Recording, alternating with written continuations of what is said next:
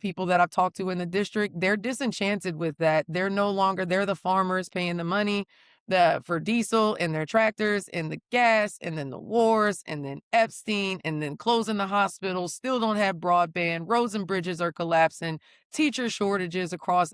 What is it that we're voting for if we're not voting for the policies that are benefiting us? And I know myself enough to know that I just don't want to disappoint them. So I know I'll give everything but up in order to defend the people. We are Louisiana Indivisible. From New Orleans to North Louisiana, from Baton Rouge to the Bayou, from Shreveport to St. Bernard Parish, from Lake Charles to Lafayette to Leesville. Together, we can defend our democracy. We Are Louisiana Indivisible is highlighting people, politicians, and organizations across the state and region that understand there are no kings but king cakes in Louisiana, and that y'all will always mean all. Listen, share with your friends and neighbors, and help us work for a better tomorrow in Louisiana and beyond.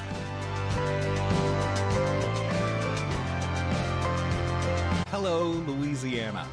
I am Joel Sharpton, your host for We Are Louisiana Indivisible, and it is not often that I get to talk about good news for the state of Louisiana. It feels that way anyway.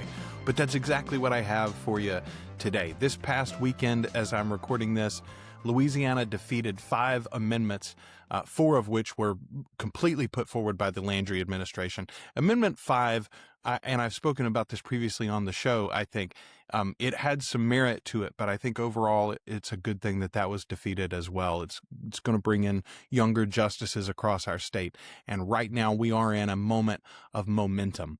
That's what I want to focus on. Jamie Davis is the leading vote getter for the Senate race, although he does face a runoff against Gary Crockett for the Democratic nomination, and the two of them will be facing either John Fleming or most likely Julia Letlow for the Senate seat from Louisiana, formerly held by Bill Cassidy. He has been defeated the first time a sitting senator has come third in his own race since like 1944 or something like that, a fitting end to Bill Cassidy's Senate run.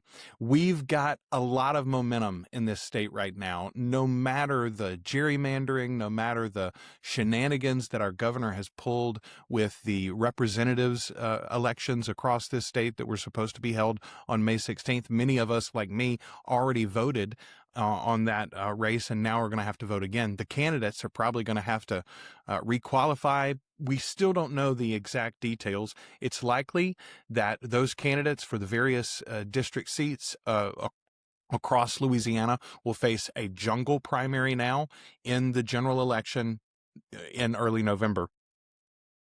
What I have for you this week is 3 separate candidates for some of those offices.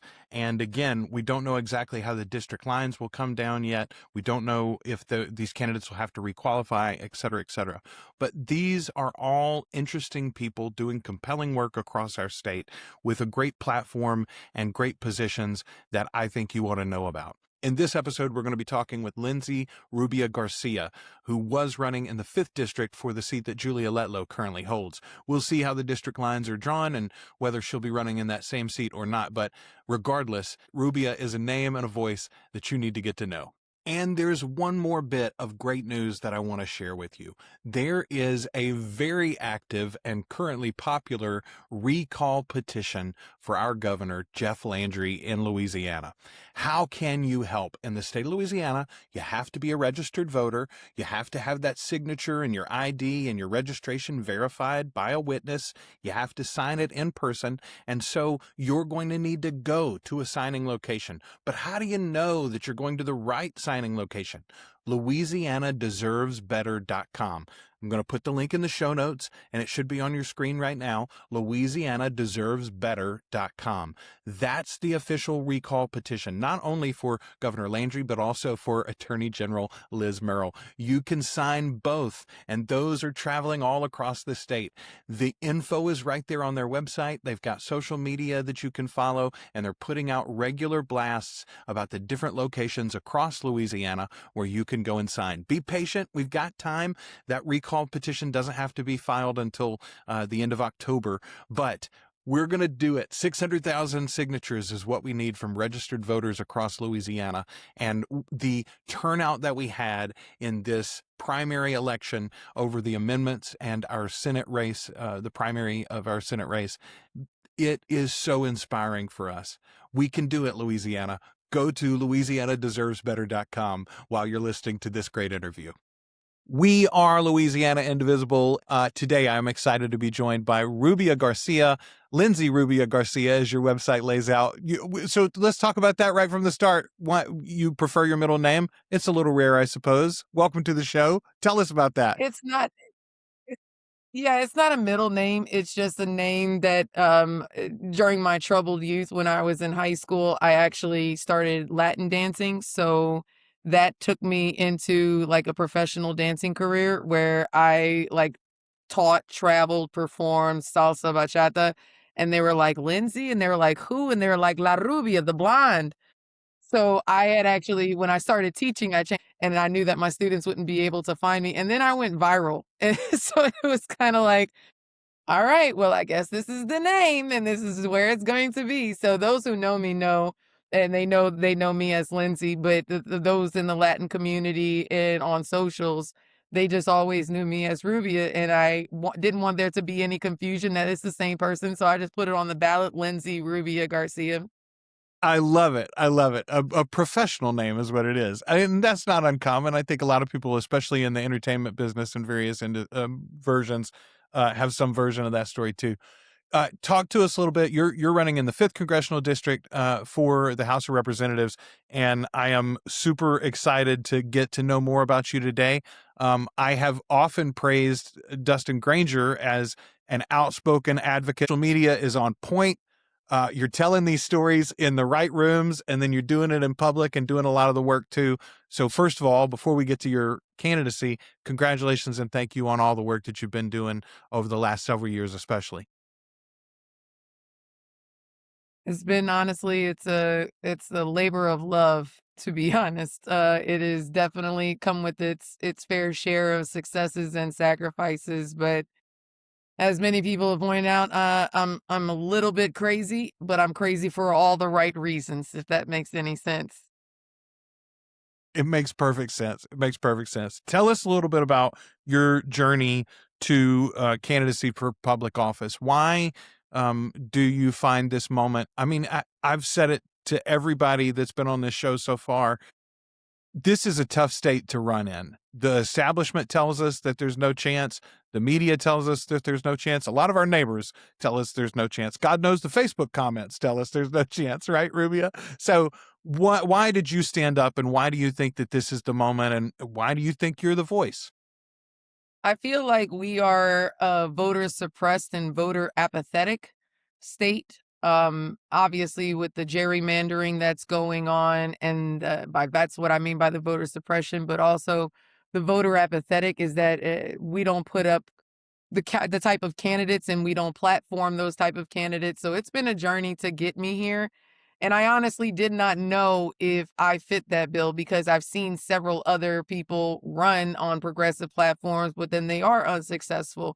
And it's not even a dig on them because I feel like they should, but even so, I feel like I'm a little bit more on the radical side. I'm a little bit more on the aggressive side. I am the good trouble. I will lose my job. I will get arrested. I will say the thing. I will do the thing because again, I'm a little bit thrown off, but not for any of the wrong reasons. And it's been a long journey to kind of get here. I went viral when I was in the classroom. Going forward, I stayed in the classroom until the Hard Rock collapsed, and then they left them in the building, and then I protested behind that. And that was really the shift because I was always passionate on socials and educating and organizing and things like that. But it wasn't until the Hard Rock fell that I really saw in my state the amount of disappointment in my city, in the state government, in the like of we revere our dead in a particular type of way. We don't leave them hanging from the 11th story of a building.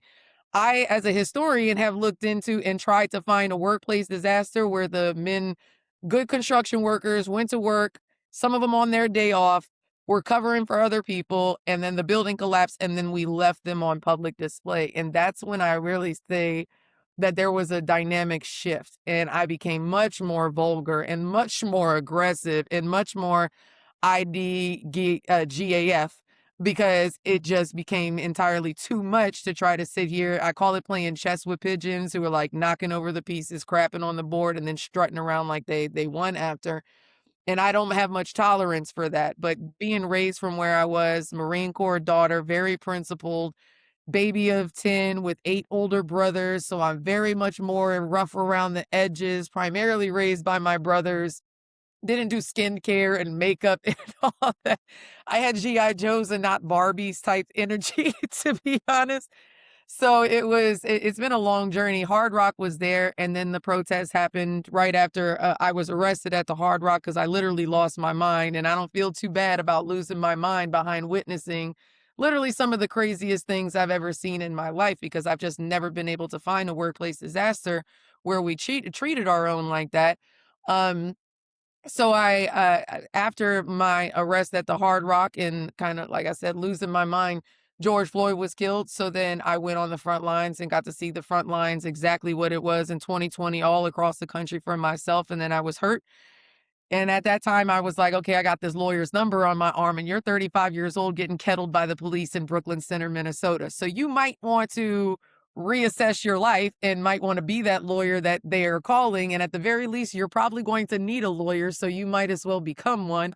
So I got it. I applied at that time to Southern Law, and then I graduated, and then I wanted to I've always had a heart of service, and I always really I thought that it might come to this, but I never wanted to run for office because I know that I have demons. I know that I have skeletons. I know that I'm not the typical orthodox candidate, et cetera, et cetera. So there was a long journey to get here, like I said. And then when it came time for it, it was like, okay, you're running this 24 and 24 blog. You're talking about it. You're not necessarily just a talker. You like to put boots on the ground and kind of walk it. And then it just came down to, do you take the bar or do you run for Congress? And I live in District 5. I know what the history of this district is, but the district has also changed. They've redrawn the districts in order to add the second majority minority seat. So the district is 14,000 square miles. And then also those districts and those elections were all done prior to a Trump administration. So if I went for the bar when the administration is attacking the American Bar Association, it's like, well, I could take the bar, but I don't know if it's even going to be there, to be honest, by the time I finish my and I take the bar. So I felt like, forget all the past, forget all the demons, learn their names, play with them, and throw your hat in and see whether or not District 5, because my history is so public already, and I've already bared my soul for the internet to see, kind of already have a 10-year record of 8 Mile, and it just go ahead and tell them something they don't already know about me at this point, because half the time I was live when I did it. So I just I hope that District 5, and I'm new to the Democratic Party, never hid that. I was no party because I'm a historian by nature. It's what my degrees are all in. It's what I taught for 10 years. It's what I advocated for on my platforms with civic engagement and education. And I hope that by looking at my background, being no party, regardless of where it seemed that I leaned, I always was right there in the middle and more purple than anything. And I believe that coming into this election, that now have about 15 months of this administration, and even the Republicans that I've talked to are disenchanted. I've had several within the last week, Joel, that have switched party, and I'm like, listen, you don't even have to become Democrat. Go no party and make us all work for your vote. And that seems to be a landing line, but it hasn't won me any favors in the national party, I can tell you that. But I wanted to know whether or not my theory was correct, that they wanted somebody who doesn't have to sacrifice the truth for authenticity, because I shoot from the hip.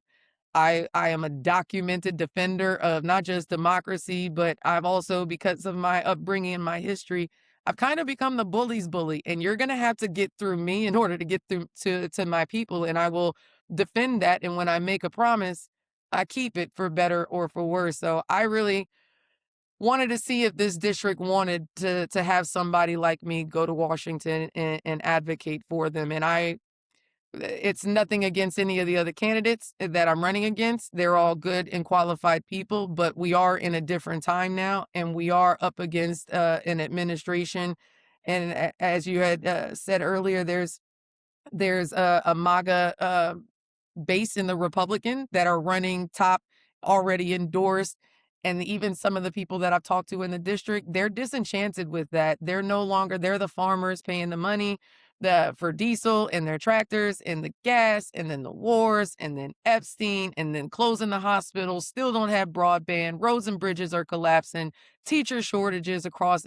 What is it that we're voting for if we're not voting for the policies that are benefiting us? And I know myself enough to know that I just don't want to disappoint them. So I know I'll give everything but up in order to defend the people. Because if they send me, they will have known it's going to get spicy over the summer. If I make it past primaries and it's me against the Republicans in the end, I have every expectation it's going to get very, very spicy. But if they send me in November, I'm the teacher and I will understand the assignment and I will take it all the way to Washington, D.C. to defend District 5. I'll give everything but up is absolutely the title of this episode. Rubia, I appreciate that. That is too good a soundbite. Okay, a couple of things specifically that I want to swim off from there. Let's talk about the eventual opposition. I think the primary on the Republican side is going to be at least as spicy and interesting, if not more so, than the Democratic side. We do have some great choices. You mentioned you've got several opponents, and I think all of them are qualified. Some of them have previous campaigns under their belt already. The Republican side, though, is literally spending a ton of money across this state right now. And they are doing it to make the argument about who loves this president more and who this president loves more. Um, and all have the quote unquote evidence to back it up. Meanwhile, I see your campaign, I see Tanya's campaign, I see Jesse's campaign and more, and they are talking about policy issues that activated them, the first projects that they would tackle once they take the seat, and what they're going to do to center Louisianians, and particularly that 5th district, in their future moves. And I mean, it is a stark difference. I do think there is a moment where the average Louisianian, the average member of your district, is looking around and going, who in the heck is speaking for me and isn't somebody? So let's start there. What would be your first priority once you take that seat after the November general election?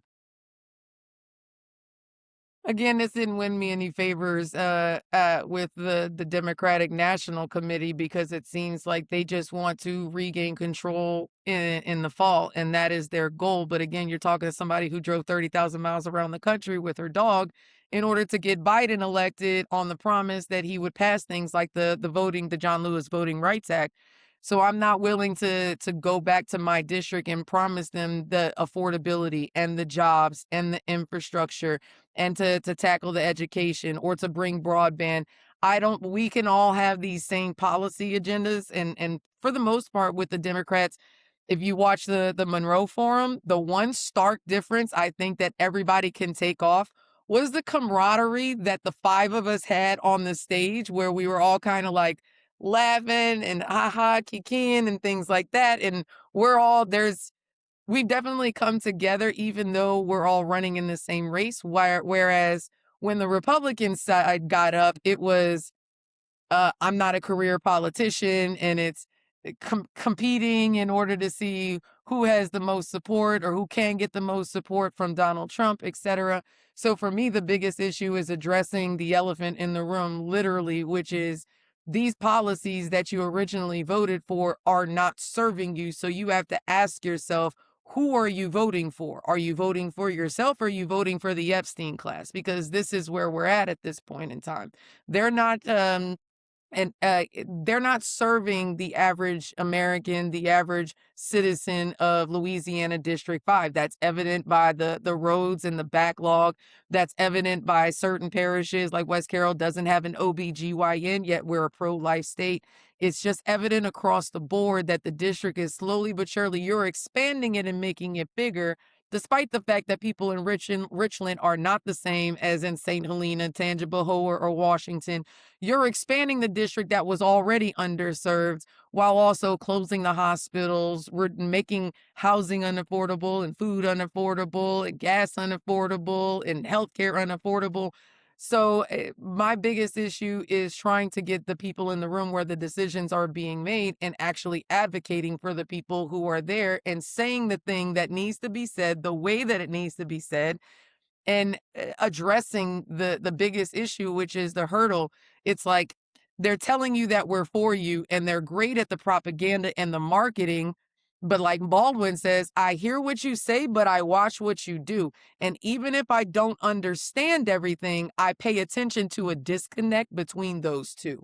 And I feel Mm. like the people in District 5 are coming to that realization. Now, 15 months into this administration, they're like, okay, especially the rural folks who are want to be able to keep their farms alive, but with the cuts that they had to USAID and the government shutdown and all of these things going on, it's like they're suffering the consequences of this administration, but then they're not getting the things back that they ultimately were promised. And they're hardworking, prideful people. So they don't want to bail out, especially when that bailout is not going to go to them and their farms. It's going to go to the banks who they owe money to. They want to be able to work. They want to be able to provide.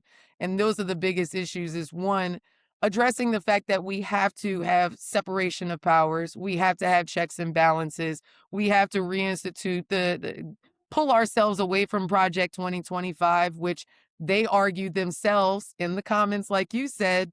He doesn't know anything about Project 2025, and yet his cabinet is full of the authors. His cabinet, we're literally now 53% through Project 2025, and now here we are. So my biggest goal is to address the accountability that you made promises and you're not fulfilling them. You didn't put America first. You are not putting these farmers, rural folks first, or even just the urban folks going from the Hammond area to the Baton Rouge area to the Monroe area and everything in between. You're expanding the district, but you weren't doing for the people who were originally in the district to begin with. And that's my I dog was Justice, who was on the road with me in the background. now see, a dog named Justice could be the title of the episode too. Now, Rubia, now you're just being Hallmark levels of cute. All right, let's talk specifically about something that's going on in your backyard. And honestly had missed my attention until recently. This is at the state level, and it wouldn't be something that you could attack necessarily directly once you take that House seat in after the fall election. But I want to talk about what the Louisiana House did, or is trying to continue to do, by eliminating that New Orleans clerk of criminal court position. You talked about how your own past had maybe made you think that politics wasn't in your future. This wasn't your plan, except somebody had to do something, and it might as well be you at some point to finally stand up and begin your activism story. This is the same thing effectively that happened for Calvin Duncan. He was in fact impacted by the bias and the malfeasance of the criminal justice system and said, hey, I could do something about that and be part of that system to help fix it for others in the future. And the state legislature said, no, thank you very much, even though he was duly elected by his representatives. I want to give you an opportunity to talk about that case specifically and what you've seen on the ground there in New Orleans around this. What is the activity and what is the thought about representatives from Monroe and Ruston, for instance, coming and meddling in your backyard?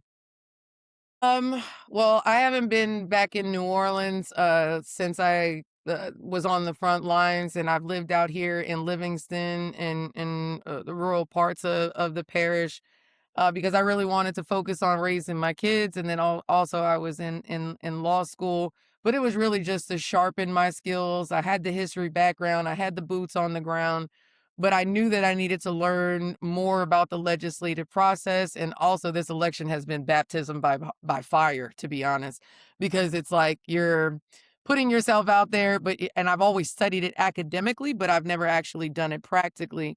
So, but the Calvin is very personal for me. My father was a criminal defense attorney, and yeah, he did that type of work, but he also did pro bono cases.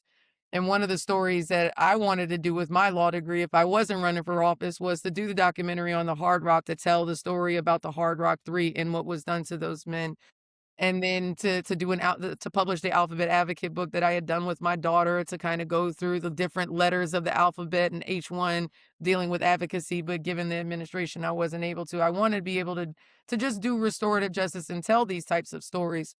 And I remember, but my dad, back to that part, my dad represented a man back in the 90s when I was just a little girl, and his name was Hayes Williams, and he was also locked up in Angola for 30 years. And then my dad, when Hayes got out, his family, a lot of his parents and siblings and that had already passed away, and he didn't have really anywhere else to go at that time, so he came to live with us. So it became very, he was like my best friend at that time in my life. And I remember the first conversations I had about this system and race and all that were at that time in my life. So whenever I say things like, there ain't no point to your privilege if you ain't flexing it for progress, that's literally Hayes. And he just ended it with Buttercup. So unfortunately, Hayes was killed in just less than 3 years after he got out of Angola, but he was killed in the same neighborhood that I actually went viral in.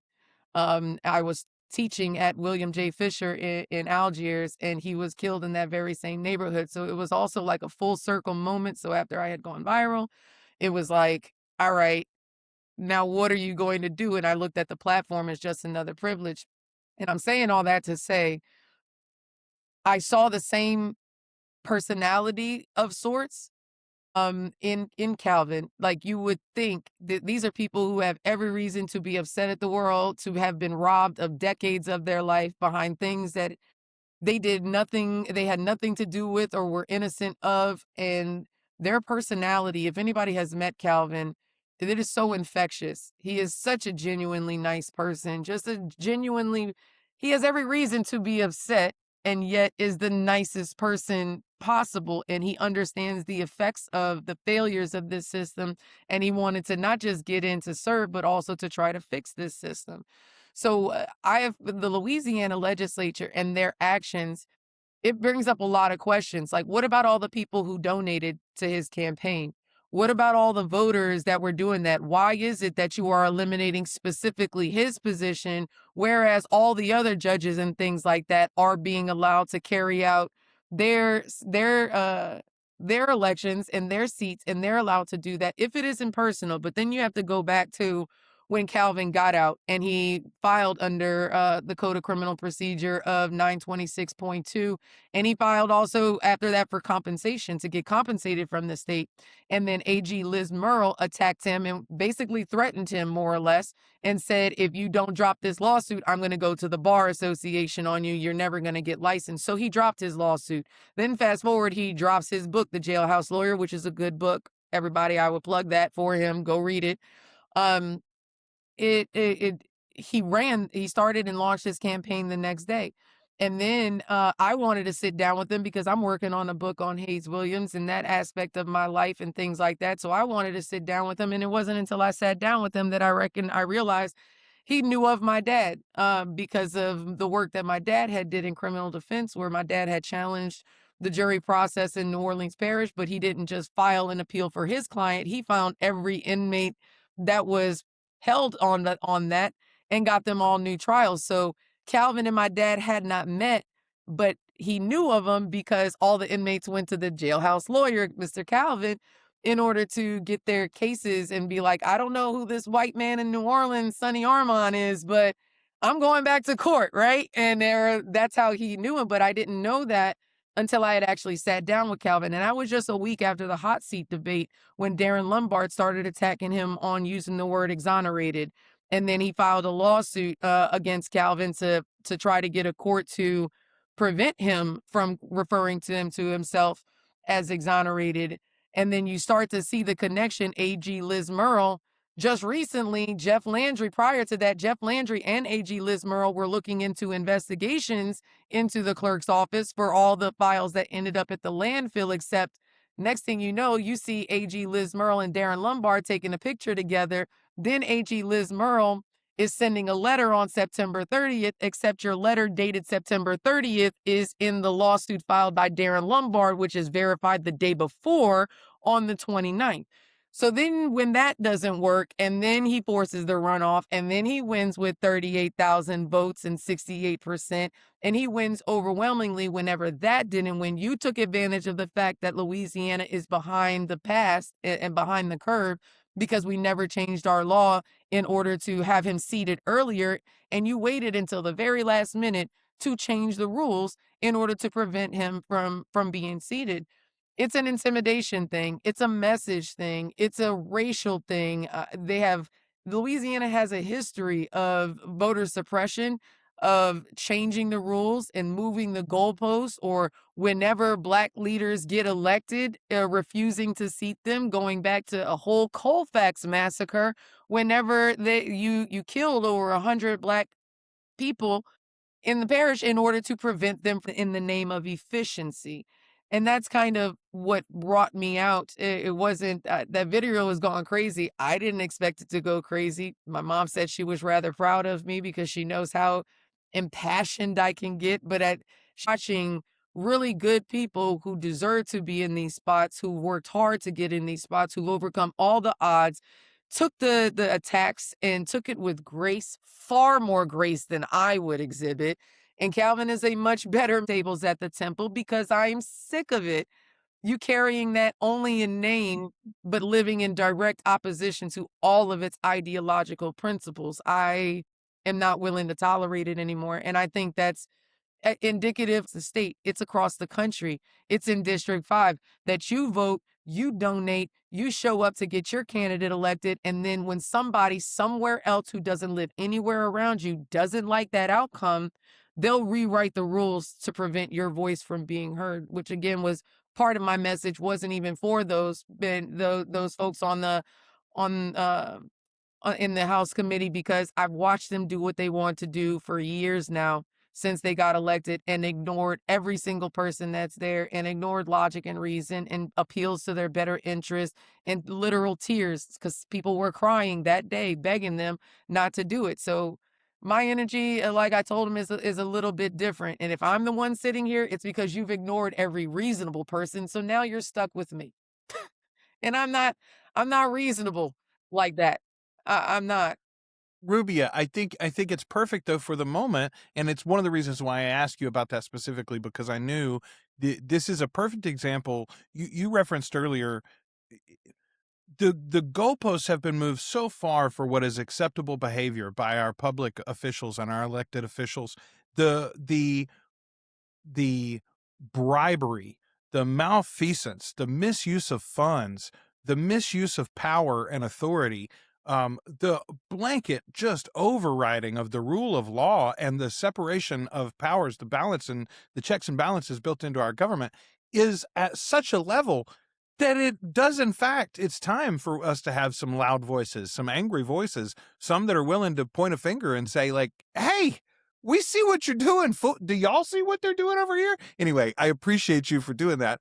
I want to shift gears real quick, and thank you again for your time. I don't want to keep you forever because you got a lot of work to do. I want to talk specifically about a policy that's of high priority for you and your district that does affect me directly. We talked about it a little bit offline before we started. I mentioned that I got terrible internet here. I live out in the boonies. I live in Shudrint, Louisiana, in Lincoln Parish, and the only internet that was available to me was either cellular hotspots or Starlink, satellite internet. And that's what we have, and it's decent speeds. But for someone who works from home, for someone whose entire lifestyle is built around having great internet access, it's a real pain point for me. And it's a reason why so many others that I grew up with, that I have known in various parts of my career over the years, they don't live in Louisiana. I got a lot of friends that live in other parts of the country, and they're like, why you stay around there, man? This is one of the reasons why young people are escaping this state day after day after day. What are you going to do about broadband once you get into that House of Representatives? Obviously, as somebody, and don't worry about taking my time because I know I talk too much. So I know I took up at least half of this just by responding long winded like I do. So don't worry about that.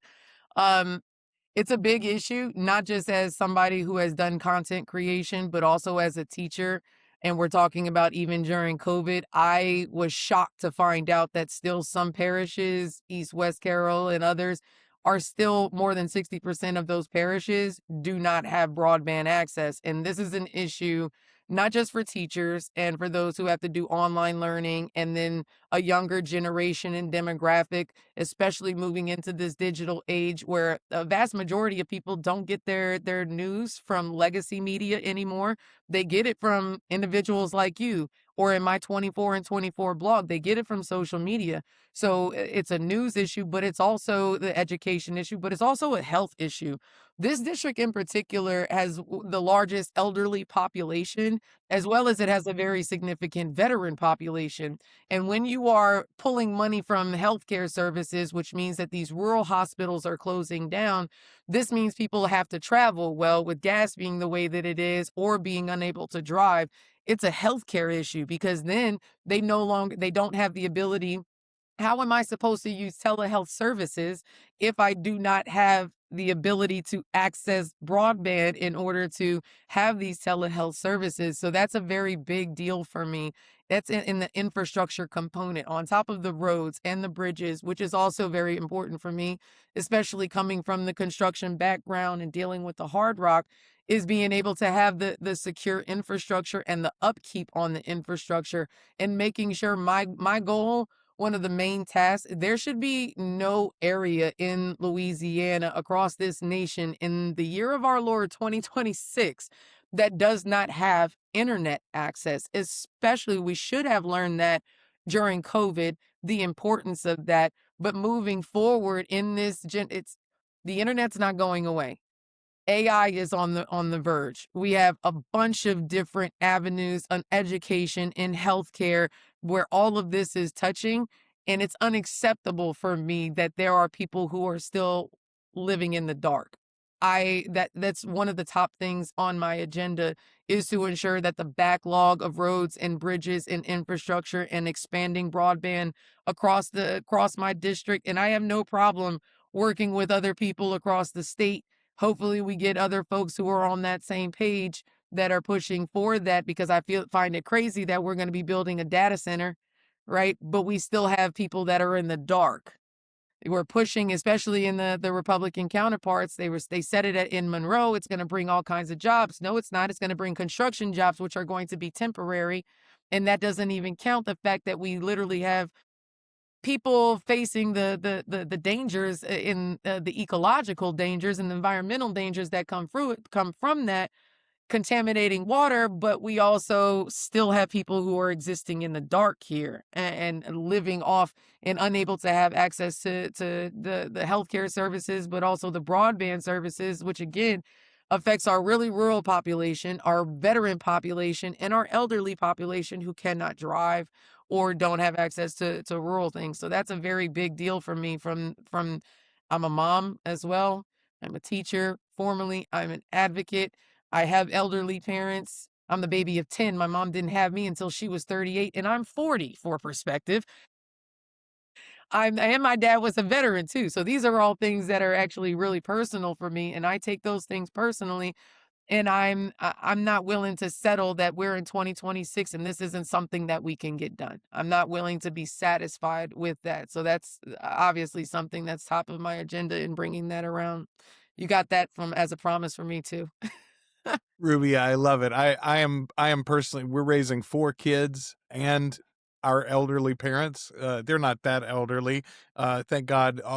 My mother-in-law and father-in-law are both pretty able-bodied, and my mom is in great shape. We lost my dad a couple of years ago, but raising both those generations below and above you at the same time in Louisiana, it is a hard row to hoe right now. There is no doubt about it. Listen, before we let you go, first and foremost, I want you to tell everybody where can they get in touch with you and where can they find more about your campaign, donate, or join in and volunteer. So you can go to rubiagarcia.com. That my Act Blue is right there at the top of the donate button. You can volunteer there. We have volunteer meetings every single Sunday where we're bringing folks on for phone banking. We are taking on people who are willing to hold signs all throughout the district, going all the way from Monroe, Baton Rouge, over to Bogalusa area. We're looking for people to pull up and hold signs on election day, and to continue to make phone calls, et cetera, et cetera. The Rubia Garcia is the best way. There's a contact button down at the bottom, or you can email the campaign email directly, Lindsay Garcia 2026. That's spelled like Lindsay Lohan, Lindsay, Garcia, Garcia 2026 at gmail.com. And I will be number 15 on your ballot for District 5. That's awesome. I want to thank you so much for your time today, for joining us, and for everything that you're doing for the folks in Louisiana. Absolutely. Honestly, it's my pleasure, and I hope that they send me. I'm really looking forward to the debates, especially after watching the forum that I saw in Monroe. I was really looking forward to getting past this primary and getting forward to a spicy summer with the Republican candidate. Exactly. And then Let going me all at the him. way to Let me at November him. and the people of District 5. Yeah. If the people of District 5, like I said, if they send me to Congress November 3rd, the teacher life in me will definitely understand the assignment because they will have seen the worst of the worst by that point. And if you send me, it will be with an assignment. I intend to show up like the kingfish. Every man's a king, except call me the queenfish, and I'll handle business for the average folk that's out here in Louisiana in District 5 because I am them.